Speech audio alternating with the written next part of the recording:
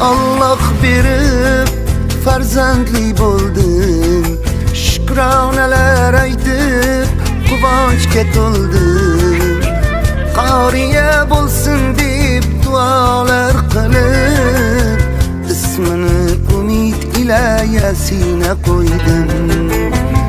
Uyimizga rizqli bo'lib keldi u, Allohimdan bizga berilgan ne'mat bu. Umrini so'ngigacha yuzidan kulgu arimasin erka qizim Yasina.